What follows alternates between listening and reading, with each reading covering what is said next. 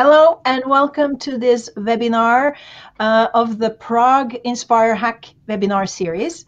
Today you will learn about an application of technologies like artificial intelligence, semantics, and big data on sustainable tourism. And you will learn more about Plan for All and also the Inspire Hackathon concept itself. My name is Bente Liljaby. I'm going to be your host today.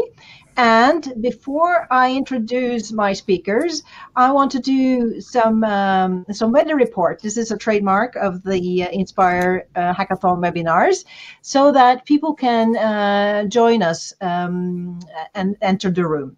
So I start here to report that in Norway, where I'm talking to you from, it's a typical Norwegian winter day, -5 degrees Celsius. We have some snow in the air, which makes Norwegian skiers very happy. So we can move to you then, Runar. How is the weather and where are you? I am in Brussels and it is miserable. It is exactly like weather should be in Brussels in this time of year. It has none of the benefits of winter. It has gray, it has cold, and it has grim, but it has no snow. There's absolutely nothing, no wintry thing that you can do here. But it is it's gray, and nobody should feel envious of being here today.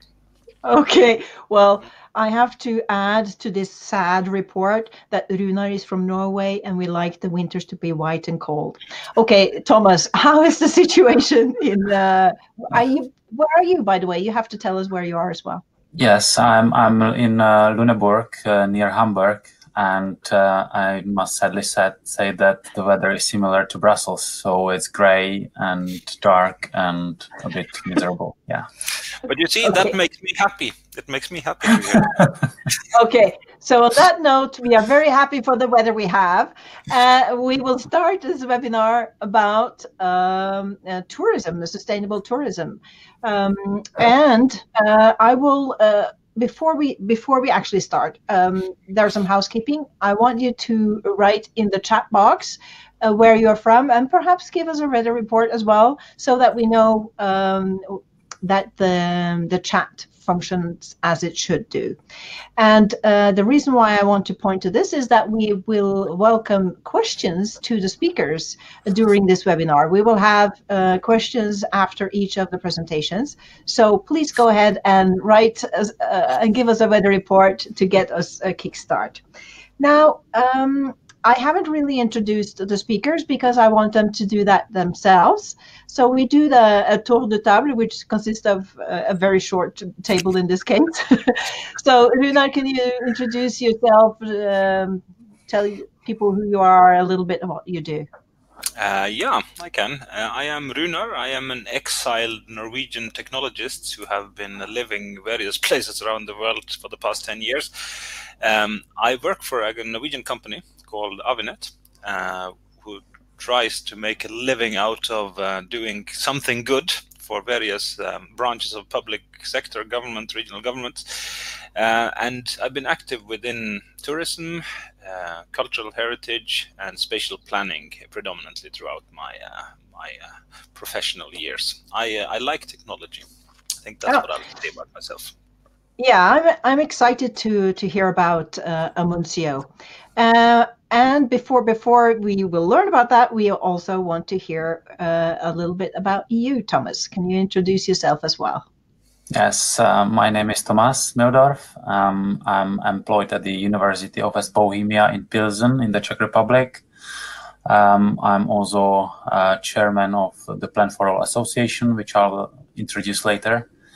I'm based in Germany and in other places as well during my life. I'm in a similar situation as Runar. I'm from the Department of Geomatics, specialized in geospatial data technologies, and I'm mainly responsible for preparing proposals, managing projects, and coordinating work in different European projects. Very exciting, and I'm very happy to have you here. Very highly skilled experts. and I know this. I work with these guys also. So apart from my name, Bentililabi, I'm also a member of the Plan for All association. I am representing also here the Next Geos project, Horizon 2020 project that is building the European Data Hub and platform. I have a background from Earth observations and data management over many, many years, so I know more about data management than I want to, but I am still enthusiastic. So let us start now, Runar, and learn about Amunsio and what you can do with technology for sustainable tourism. Okay, let's have a go.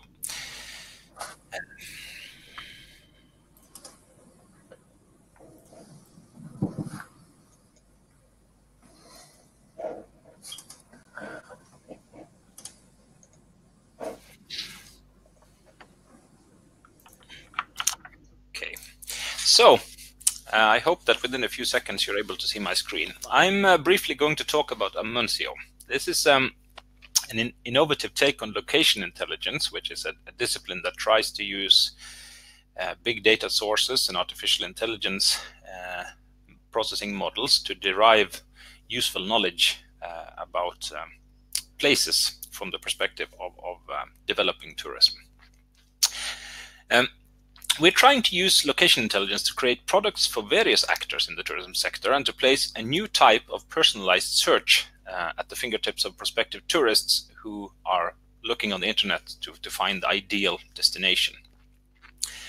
The name Amunsio is a slightly dyslexic variation over the surname of our polar explorer Roald Amundsen, a man who, had he failed to reach the South Pole, no doubt would have ended up in prison for misappropriation of government funds and theft of a ship. However, as it is, he became a national hero, and he's a good inspiration for a name, but perhaps not so much for a model for ethical business. We are trying to address the different perspectives of tourism. It's very easy to make the mistake that our experience as tourists somehow makes us experts on how to provide tourism services, but that is, of course, not quite so. The sector has at least 5 different types of actors that have their own unique perspectives and requirements with regards to tourism data, and we want to cater for all of these and try to address them from their own perspective. Now, the tourists, they want to travel, but they don't want to pay for advice on where to travel because there is such a multitude of sources available, so we can't get any revenue from them directly. Service providers, on the other hand, they want to earn money and need to find the proper trade-off point between quality and cost, and there is such a trade-off which enables them to make profit. And this sector, of course, has a very well-established model for revenue sharing through commission on sales, which we can plug into. Travel agencies are riding the waves of travel habits and trends, and they make packages out of travel experiences for individual customers, tailor-made, or for groups such as the mini break, sun and sand, and city break crowds. And in Amunsio, we believe that there is an interesting business model related to travel agencies, and that's one of the focal points that we'll try to explore during this Inspire Hackathon. Real estate developers, they are looking not so much at the current situation, but as the potential a few years forward in time. They would like to explore and exploit dormant and future potential. And once we have a system that can monitor tourists' preferences, not only which hotels they book or what flights they select from a predefined menu, it will be possible to make predictions about the potential of areas that are not presently developed for tourism. And that's an interesting aspect. Governments have a similar perspective as that of real estate developers, but on a macro level. They want to look at complete regions and see how they can stimulate rural economies by making good on the potential for tourism. So we must then have a look at how tourism searches happen at present. If we take a quick look at the palette offered to tourists searching the internet for travel information today, they are faced with a large quantity of offers, but they're all commercial. They can search for transport and accommodation prior to leaving home. They can search for restaurants and activities once they're on location. There's quite a lot of big brands supporting different portals and different tools that allow people to do these searches. Finding the destination itself is, however, up to themselves, and it's often driven by trends and wishful photos and that depict places that without the aid of Photoshop would probably look considerably less colorful and less attractive than they do. So people are forced to sort of make a choice and then start directly with this booking. If you look at that type of user behavior from the perspective of a real estate developer or a government, you are not really able to determine anything about the potential of a place where the tourism sector is not already developed. You're only able to see that, okay, here there is already activity, maybe there is room for more. So Amunsio ups this game. It adds 3 new dimensions to the search game. The user can throw his personal preferences into the mix, not just for aisle seats or quiet double rooms with a Wi-Fi when he books a hotel or a flight, but in fact the tourist doesn't need to know where she wants to go at all. The world is, as they say, her oyster, and taking as a starting point a few million locations, she or he can start filtering by adding their own preferences as filters in terms of how far they're willing to travel, how many days of rain they're willing to tolerate, what temperatures they prefer, what landscapes they would like, mountains, coasts, etc., etc., etc. And you're able then to filter yourself down to a range of options that might be very different from the idea that you set out with at the beginning. And only at that moment you let the traditional value chain take over and start the booking of transport, accommodation, and so on and so forth. This allows fortuitous discovery of new places from the perspective of tourists. And if you observe this behavior from the perspective of a government or a real estate developer, then you can infer new knowledge about places that have potential for tourism development. So that's the transformation we wish to achieve. So introducing something new into the mix in 2019. There's no shortage of big, well-funded names in digital tourism. How will Amunsio sit comfortably next to the likes of TripAdvisor and Booking.com, or will it be a drop in the proverbial ocean? We shall see. We envisage to channel users towards our brand through harnessing the combined power of free text search and maps. We will generate millions, and I'm not saying millions as in 1 million, but many millions, 20, 30, 40 million customized landing pages that provide information for specific places, specific interests, and specific times of year. We'll select topics based on search trends that we monitor from the big search engine providers in order to capture as much traffic as possible. Many of these pages may never be visited, but that doesn't really matter because the enormous number of search engine optimized pages with specialized content that correspond to very specific interest will in sum constitute a critical volume of traffic.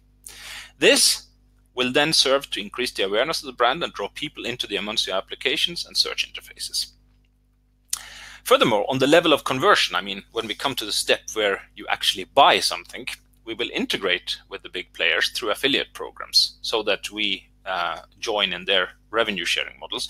That means that we are aligning with rather than seeking to outcompete major players. And I think that's also a critical success factor. What are we going to do during the hackathon? We have a process that consists of 3 major stages, and the first one is more or less complete. It's related to data and preparation of content. Now, the second stage is to develop proof of concept applications and to develop the business models that are necessary to serve these different user groups and describe them in detail, bring them beyond wishful thinking and into the domain of the credible. So that's what is within the red square here is what's going to be the emphasis of our group during the hackathon. The final aspect is the next step. That is to combine our extensive data sets on spatial characteristics with observed aggregated user behavior data. And this will be our source of big data that we will apply artificial intelligence and big data analytics to. Aggregated user behavior data to determine the future potential of places for tourism development. So this is not merely the product of deranged minds. We are, in fact, working systematically and strategically with quite a lot of inputs. We are working with a source data of 30 million points of interest, 6 million named geographical locations, a complete European land use maps, which tells us something about the characteristic of the surface, a complete European transport network, global high-resolution spatial data, global time series data for climate, and global search trends from big technology. We also have within our fold extensive experience from different aspects of tourist management, not merely tourist. And last but not least, we have a passion for traveling and for collecting memories, which in the end is all there is. So with that, I say thank you very much and hand the word back to Bente, I think. Yeah, thank you.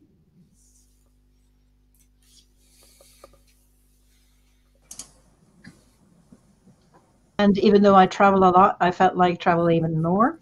I have a couple of questions for you, though. You mentioned climate, describing the landscape around different locations. Are you using any of the Copernicus data? You know, the European Earth Observation Program. For the terrain classifications, we're using elevation models. So for that, they're relatively static, I think we could say. But let's say for people like me and Thomas, who are people who generally love nature, but suddenly find ourselves in parts of the world which are sadly devoid of any sort of topography, it is nice. It's nice to be able to play with the idea of going to places with attractive topography. So yes, I mean we are characterizing terrain based on such things. We're characterizing land cover type of things based on the open land use maps that has all sorts of information about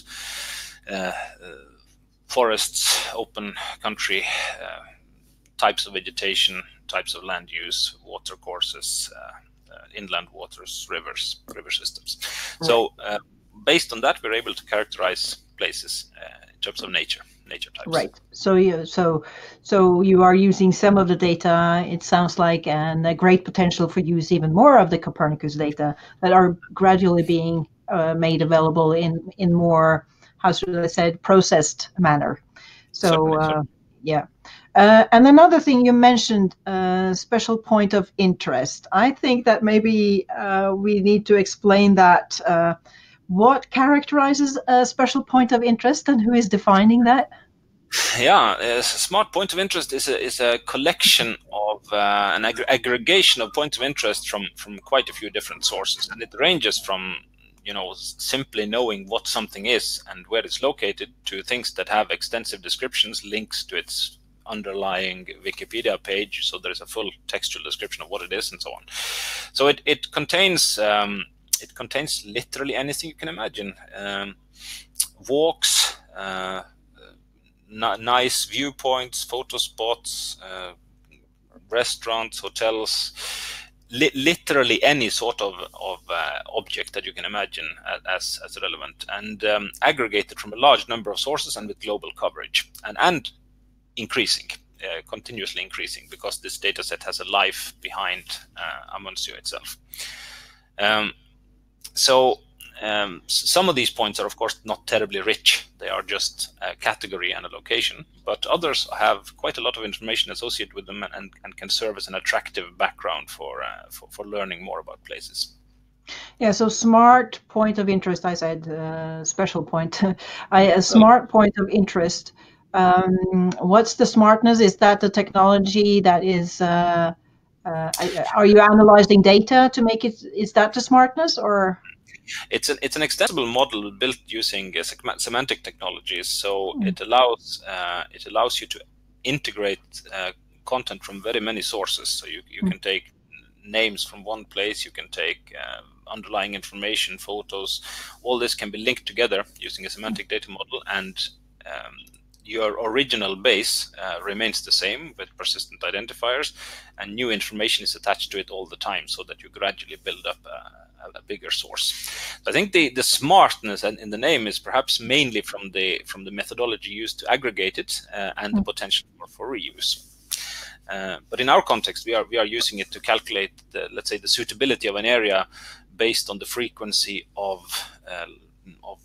different types of points of interest that are found within it. If you are a maniac for off-road cycling, you would be interested to find all the places with off-road cycling tracks, and an area with a high frequency of such would be more attractive than one with few.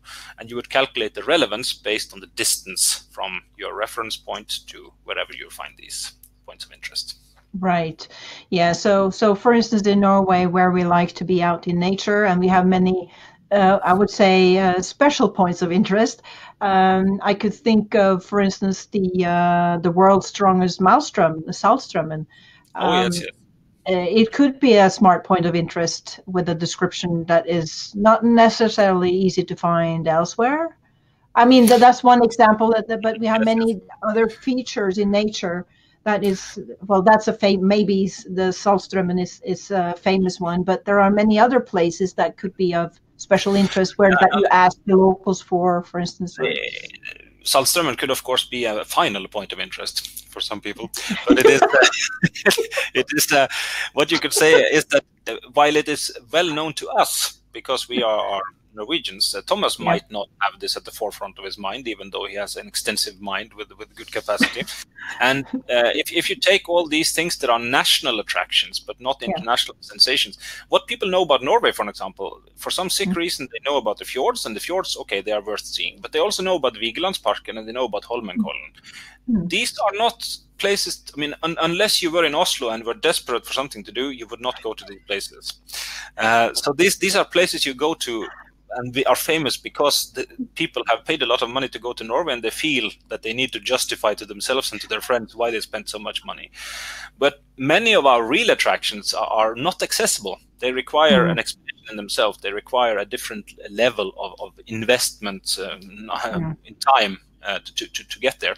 And all of those national things are not really captured by international sensationalism tourism, this sort of theme park Europe, theme park world approach that global tourism is now. You go to Paris and you go to London, that's fine, but you haven't really been to England if you go to London. You haven't really been to France if you go to Paris. You've been to a small spot, and to cover and understand what is the real potential of the territory, you need to look deeper. And that's where smart point of interest can help. Right. So, yeah. And so basically, this modern technology, together with all this open data that is accessible now, and combined with artificial intelligence, the semantics, and what you have mentioned, we will actually be able to discover more interesting locations for visitors that is tailored to what we want to. Do you want to go to a beach or to the mountains? We can have lots more specific requirements as a user. Yeah. Okay. Thank you so much, Runa. It's super interesting to hear about Amunsio. And now, Thomas. Yes. This framework where we are developing the likes of Amunsio. Can you explain a little bit about, Plan for All and the Inspire Hackathon? Yes, thank you. So I will start with the introduction of the association, which is the main driver of this initiative of the Inspire Hackathons. So the association was founded in 2015 by 3 founding members, including the university I'm working for. It's the University of West Bohemia, it's the Czech Center for Science and Society, and Help Service Remote Sensing. So 3 Czech entities set up this association based on previous collaboration and projects we had together.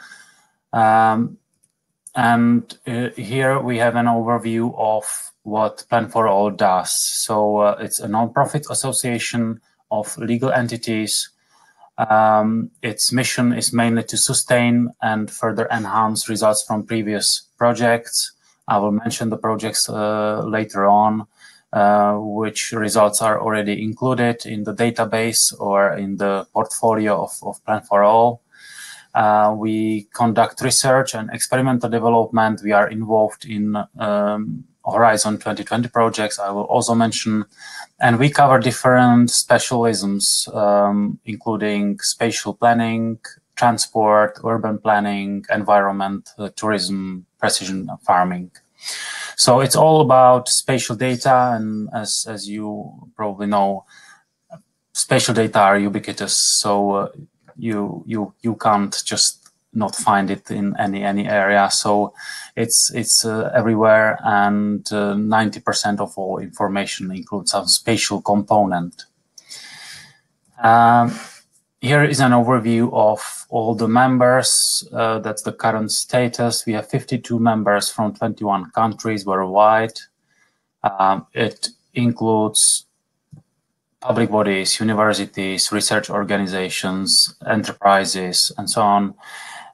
So it's not limited to any specific entities. They don't have sometimes relation to some geographic data or spatial data, but they are users in some way, or they are doing some business modeling. So we are trying to cover the entire, let's say, value chain, how to bring results from research into practice. Here are the logos of all the projects that are, let's say, part of Plan for All, or the results of these projects are part of Plan for All. So it's the project called Plan for All that ran from 2009 till 2011. It's Plan for Business, it's SDI for Apps, Foodie, Open Transport Net, and others are now being executed. These are new Horizon 2020 projects. So we have 3 projects, and another 2 are in the negotiation phase, but so I will not mention them unless something goes wrong and they are not eventually funded. So one more thing about Plan for All. A crucial part of the results is the database. Runar was mentioning the smart points of interest, also the others, not in so much detail, but we are currently curating 3 large data sets. You can see them on the slide now, regarding land use, points of interest, and the open transport map. This is a collaboration of several projects, past projects, and also ongoing projects, because we are still updating the data. The data curation is quite time-consuming. It costs a lot of resources. So we try to collaborate with different projects and using also different technologies. So, for example, now we are trying to figure out how to update open land use map through data from Copernicus, so satellite data. And now I would move to the initiative Bente was talking about. It's the Inspire Hackathon. And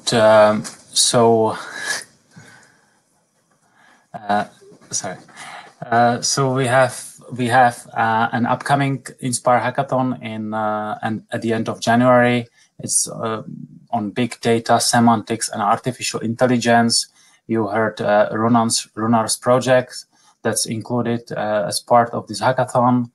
The idea behind is that we try to collaborate with different projects, with different initiatives, with different people. And this is a way how to collaborate. So we do some offsite communication. We create teams. We cooperate. We design things, and we come up with some applications, some projects, which are eventually presented at some physical event. Once a year, we organize the Inspire Hackathon at the Inspire conference, which is usually in September at various places in Europe. And then during the course of the year, we organize so-called satellite hackathons, Inspire hackathons, and this is one of them. Here you can see the overview of all the teams that have been submitted to this Prague Inspire Hackathon 2019. So we have in total, or currently, 15 teams. Of course, the registration is still open, and you are invited, welcome to propose another projects to be part of the competition.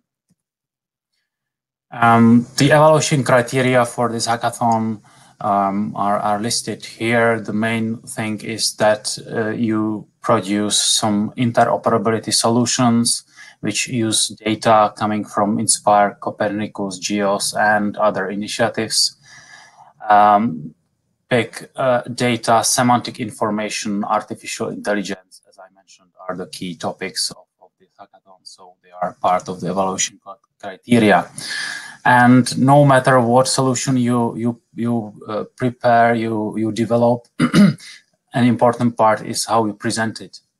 So clarity of the presentation at the physical meeting in Prague is quite crucial as well. And what do we offer? We don't offer huge prizes, cars and other valuables. We offer USB sticks branded with the Inspire Hackathon logo. We offer a live broadcast like similar to those that you are listening now, and presentation on social media, and interviews that can be used for the teams, for their marketing, for any other purposes, to spread the information about the results and the work they do. And this is my last slide, which is just showing the organizers. So in addition to Plan for All, there are numerous projects and companies or organizations that are playing a key role in the organization of this hackathon, and most of them are collaborating on all the series in this Inspire Hackathon series. So yeah, that's my contribution. So thank you very much, and I will hand back to Bente. Thank you so much, Thomas, for giving us that nice overview and basically an invitation. I want to add to what you said that even if you don't have to have a whole new project to join this hackathon. You can also join one of the teams. So this is one of the purposes by having these webinars, is to present the team so you get an idea of what is going on. We haven't had time to present all 15 teams this time, but at least you get an idea, and I cannot stress this enough. We are really open. We want new people to join our community. So if you contact the team leader or Thomas or me, and we will help you if you want to join one of the teams already there. Runar, of course, you know Runar now, so you can contact him if you're interested in sustainable tourism. So and you can well, before we end, I will also point to the fact that we have 2 more webinars in this series before we close the registration.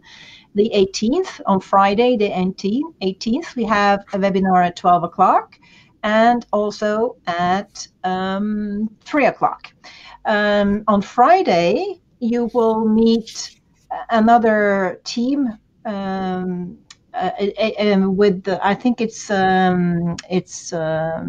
Karel, who will present this 3D or even 4D environmental atlas for us region in the Czech Republic. So that's one of the teams that Thomas showed. And you will also learn about big data in general. You will have a more, educational general presentation of big data, because as Thomas said, is big data, semantics, and artificial intelligence are, the 3 focus areas. And so we already had a webinar on semantics, and you can find that on planforall.eu. In the afternoon, we also have artificial intelligence, more specifically machine learning, related to territorial planning.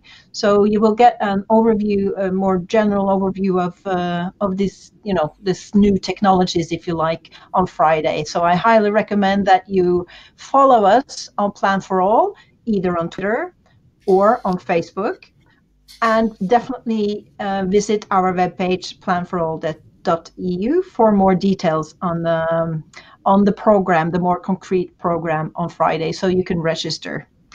What else, Thomas, have we forgotten to say now? Or Runar, do you have anything that is unsaid that needs to be said? Generally, people don't think that I have anything unsaid. That's not true, Runar. That's not true. We enjoy listening to it. I think you have a company, Thomas, that wants to have their word in the conversation. So thank you so much, and see you on Friday. Okay, thank you. Bye-bye. Bye. Thank you.